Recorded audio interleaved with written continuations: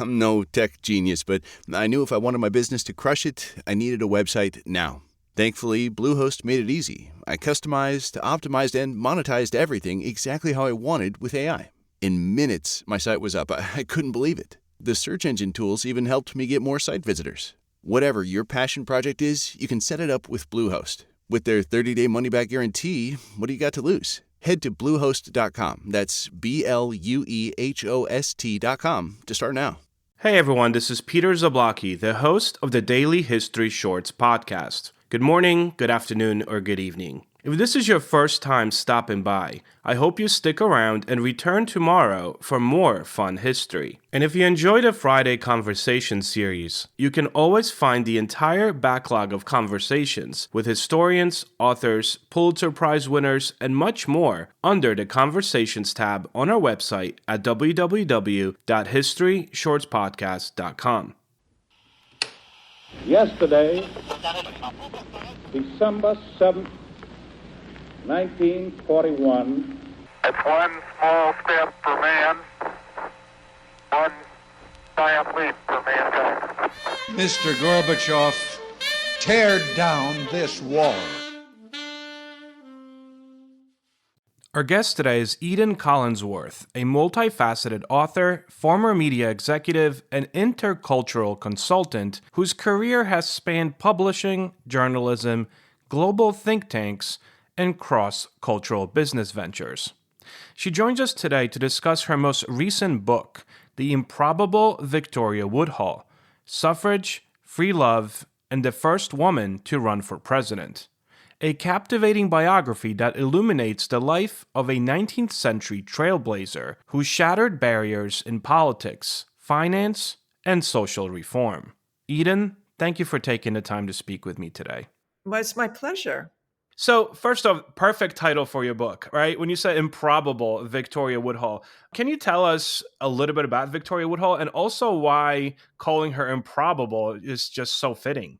I mean, it's just difficult to know where to begin because so improbable was she that it was kind of out of Ripley's Believe It or Not. So she was born in a dismally poor situation where she was one of 9 children, 2 of whom died in infancy. This was 1838, and it was in this tiny Ohio settlement out in the middle of nowhere that had one rutted road and a couple of houses in a single general store. And her father was a kind of a con man, not kind of, he was decidedly a con man and what used to be called a snake oil salesman. And the mother was, illiterate and hysterical, and both the parents were incredibly abusive in a both physically, emotionally, the most arbitrary way.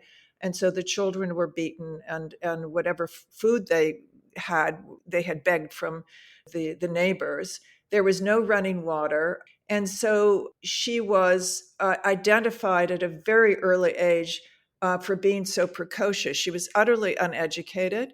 But this was the period of time during the Civil War where spiritualism took hold, because it was very difficult for people who were mourning the countless men, whether they were sons or brothers or husbands.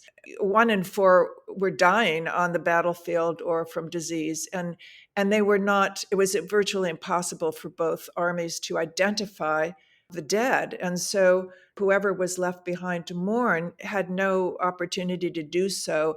And the kind of fire brimstone religions didn't offer a great deal of empathy. And so what began to kind of creep into the American frontier especially was spiritualism. And that a great deal of it had to do with the fact that at the same time there was the discovery, so to speak, of electricity.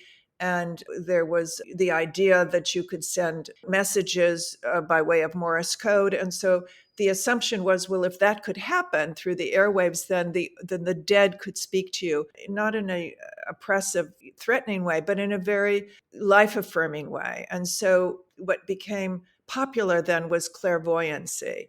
And women, especially, or female children actually, were more likely to be designated as clairvoyants because they were thought of as, was thought of as the more empathetic sex. And so at a very early age, Victoria insisted that she saw visions. She insisted that she was visited by a spirit guide who, and this was difficult to believe, but true, at the age of 7. And she was very cogent and observant. And so her father promoted her as a child clairvoyant. And they moved from town to town, charging a fee. And she ended up supporting this family. And, the mother was selling elixirs from the back of a wagon. And fundamentally, it was really vegetable oil laced with laudanum and alcohol. And he was a very bad piece of work. So not only did he put his children to work because she had a younger sister, Tennyson, who was called Tenny, but it seems likely that he was also procuring the younger daughter. And fundamentally, offering her to male clients. But so she escaped her family when she was 14 and married a man, and they moved to quite a bit older, and they moved to Chicago. And she, at that young age of 6 or 7, insisted that her spirit guide had told her that she would become wealthy in a city surrounded with ships, and that she eventually would become a leader of people. And she was just a force of nature. She then proceeded to have a life that was so multifaceted that it just beggars belief. But that is how it started. So, how did it start for you? Was there a moment where you came across this story, or was this something that you always wanted to tackle and just it felt like the right time? No, it was. I must admit that I knew nothing of her, and a great many people don't.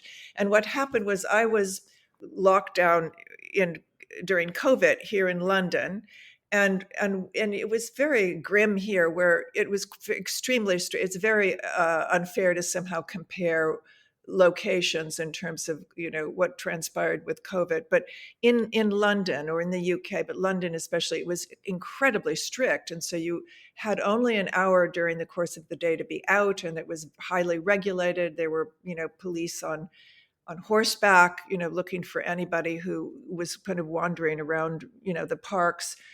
And there was an interim period between lockdowns where things eased. And because I was, have been a great supporter of the British Museum, and it was empty for a year. It was suggested that if I'd like, I could come, assuming I was masked up and everything, and I could see what was still being held in what used to be the British Library. All the books had, moved to a different location, but housed in under this incredible dome in the courtyard of the British Museum was what used to be 25 literally miles of tiered shelves that housed books, and now has very little to do with books. It's housing the most eclectic, weird range of objects. So there were postcards from Karl Marx, who wrote his manifesto there.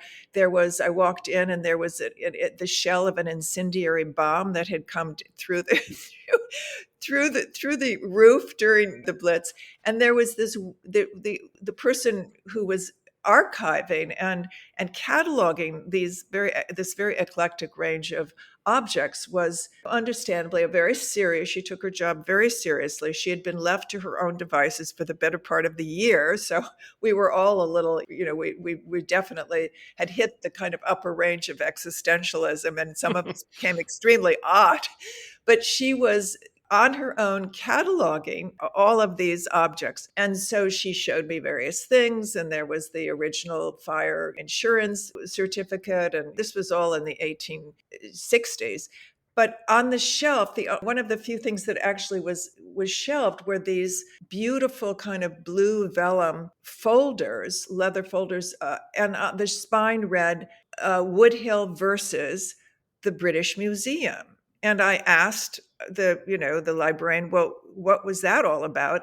And she kind of raised herself up and said, well, that was another American woman who caused a great deal of upset for the museum. And I just thought, well, I don't, somehow I was thrown into the category of a provocative Another woman. American woman who was and she didn't really know much about her other than the fact that this woman was an American who somehow bubbled up in London, and like a bat out of hell, just came after not only the head librarian, but the trustees and the institution itself, because she claimed that there were archived articles about her that had originally run in American newspapers that were unflattering, because she had arrived in London, she wanted to become respected and respectable, and she had married a member of a very old family that was part of the Martin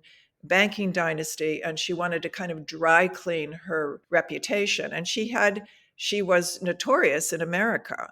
And so she brought a suit of libel against the library, which in effect was the museum. And to the dismay of everyone, and remember, she had no formal education to speak of. She was an American woman who, and by the, just a reminder that women, American or no, there were simply no rights. They had no rights, they had no agency, they had no platform.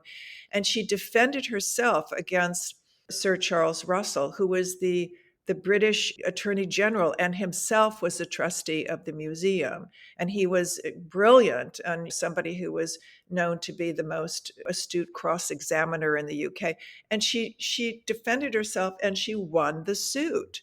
And so I start the book because her story is so unfathomable and it's so multifaceted that I thought that I would start with the librarian who was on the receiving end of the libel suit, to his complete shock. I mean, he was, the kind of ultimate academician who actually lived in the museum. So, he, took everything quite seriously, including, his books and his job and so on and so forth. And so I start with a description of him being served this summons and being obviously incredulous, and realizing that he couldn't regain the dignity lost during the course of the trial, although there was the solace he took in the fact that it prompted a review of the libel laws against museums. So that was a very positive note. But he was kind of staggered by this woman who nobody really knew anything about.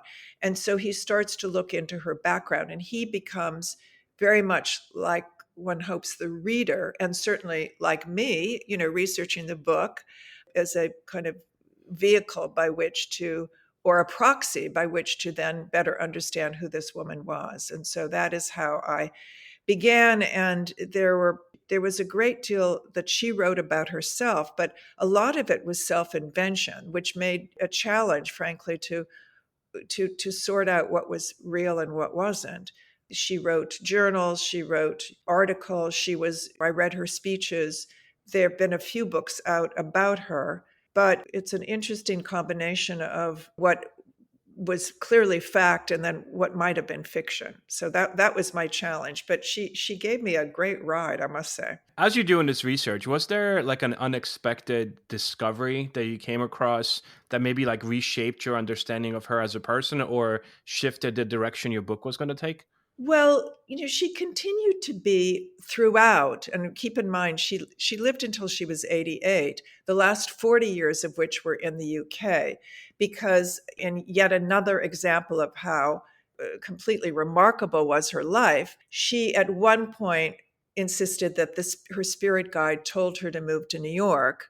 She moved to New York, and I whether or not it was to stalk Cornelia Vanderbilt, who was the richest man in America, or whether she crossed his path because he too was a spiritualist, she aligned herself with him. Her younger sister clearly became his mistress. And so she took full advantage of the proximity and learned about the stock market, She made her own money, even though she couldn't trade because women couldn't trade, equities. She would send men in to trade on her behalf. And then with that money, one would have thought, well, maybe she would just shop or something. I would, I certainly would have. I wouldn't have. But she hurled herself into the next challenge it was to launch a brokerage house on Wall Street. So she was the first woman to do that. She then decided that she wanted to expand her reach and move into politics. And in order to facilitate that, she launched a weekly newspaper.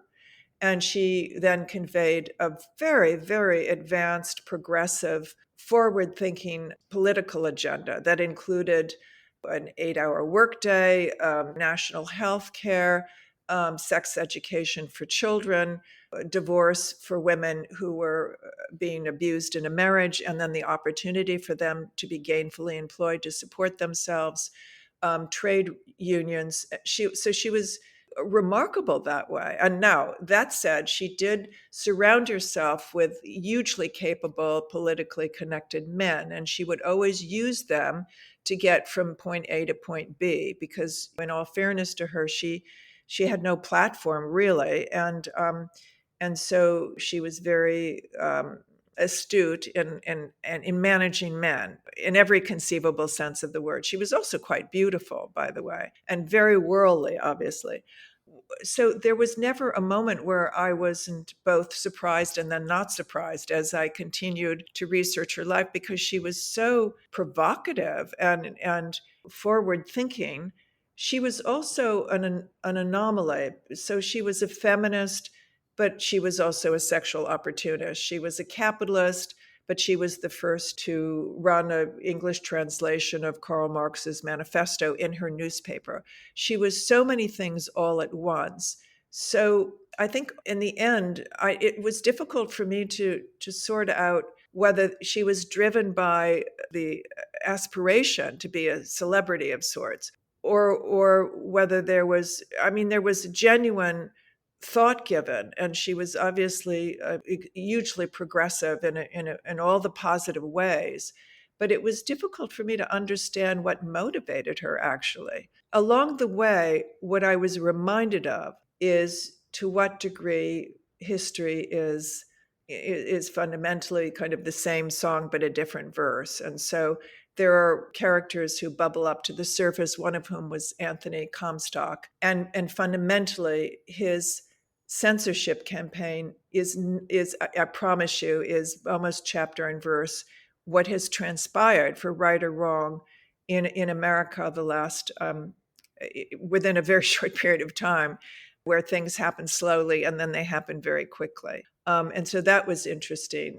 And he was just absolutely relentless. And so he was determined that he would identify offensive literature, and that actually it included medical books, where in a completely wacky way, he thought that the disrobed body shouldn't be illustrated. He was especially alert to what he considered to be pornography in literature, which was not pornography at all.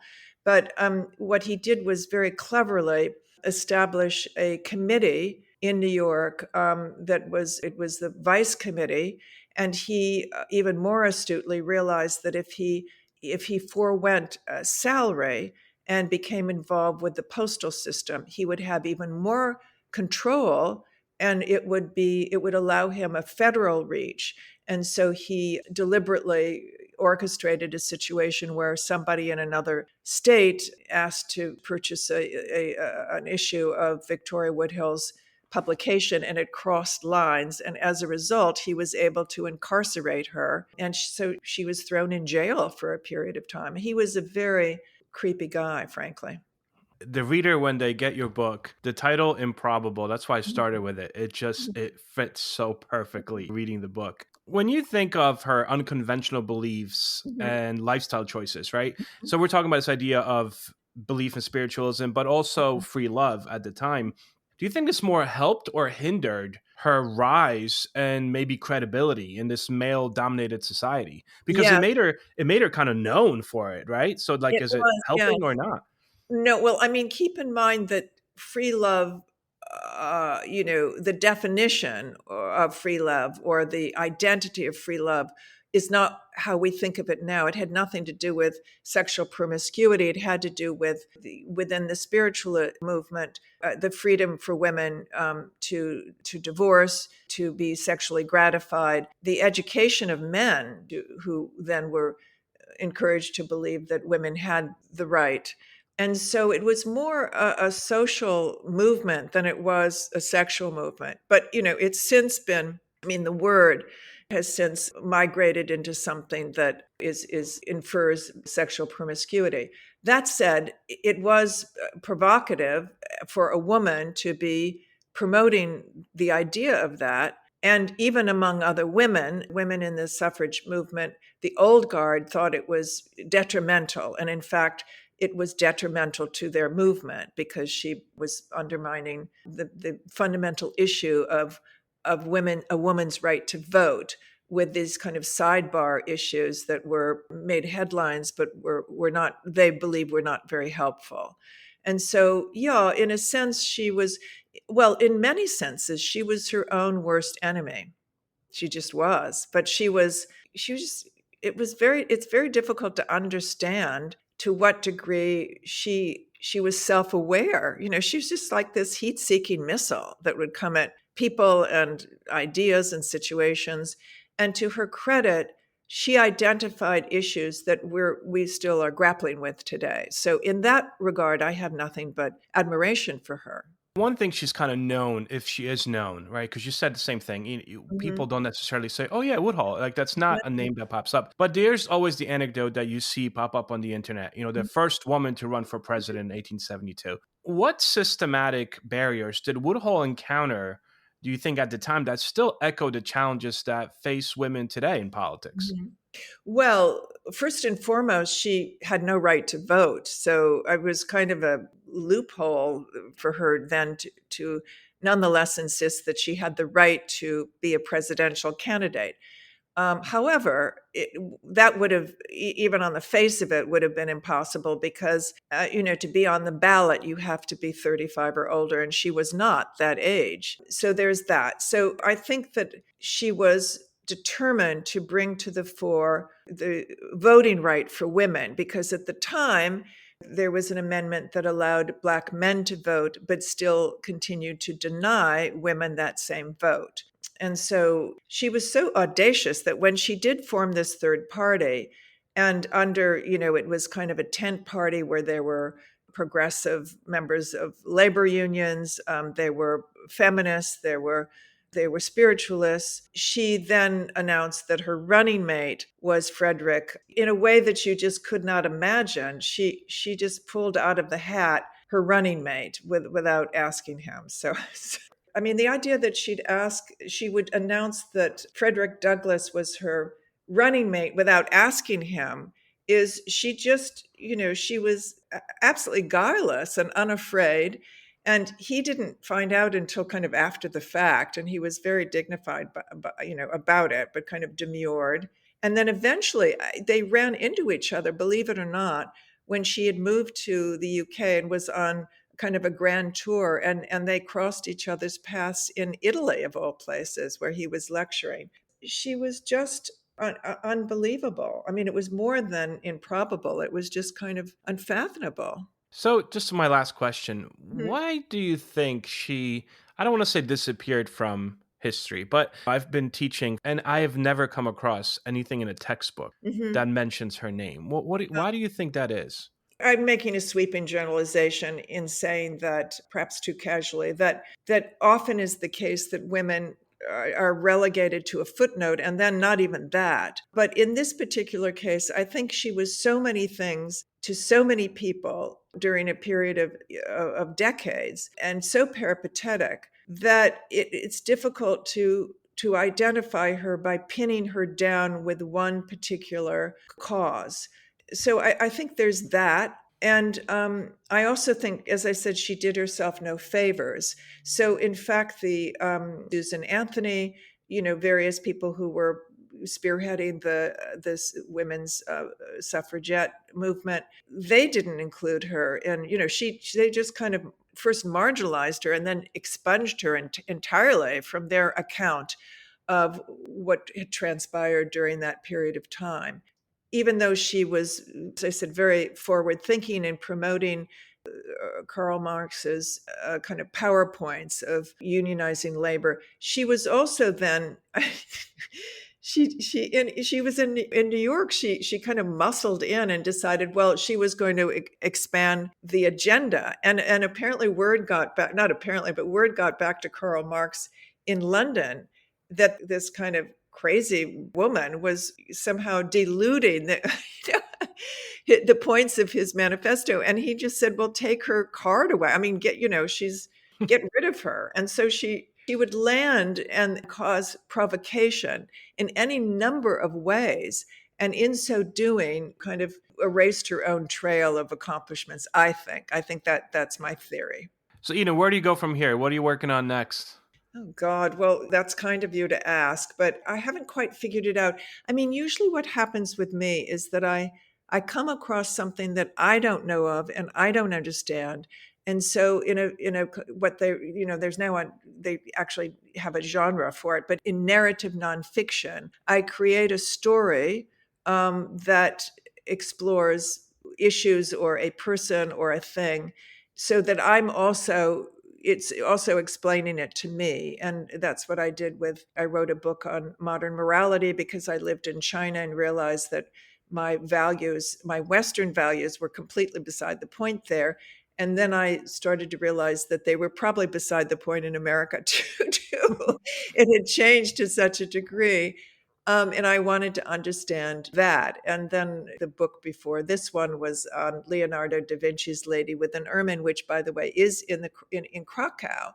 And I stumbled upon it in the National Museum in Krakow and had no idea it was there. It was this staggeringly beautiful portrait, and wondered how it got there and who the sitter was. And it turned out to be this, remarkable 13-year-old girl woman who was quite extraordinary. And Sforzi's, the Milan's leaders, who happened to be usurped the crown from the Viscontis. It was his very young mistress. And so I just moved from stumbling onto something that intrigues me, and I don't know. I'm moving to Paris. So you're waiting to stumble on something. I am indeed. I just hope I don't stub my toe. That's I love that. Where can my listeners go to learn more about your work? Do you have a website? I do, and it's very simple. It's www.collinsworth.com. And so there's that, and that also will offer up my previous books and some part of my often inexcusable peripatetic background.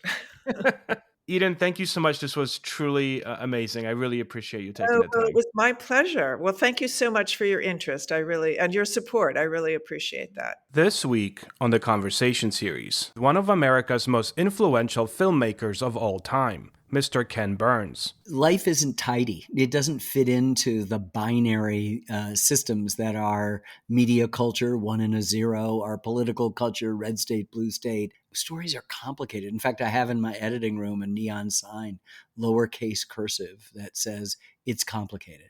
Because filmmakers, when a scene is working, you don't want to touch it. But we touch it all the time. We mess with it. We destabilize it. We make it less perfect because we're more faithful to what's going on. And what's going on inevitably in human behavior is contradictory. George Washington is deeply flawed, rash, and makes terrible tactical decisions on the battlefield, one after another. And yet without him, we don't have a country. He's the only person you can say that about.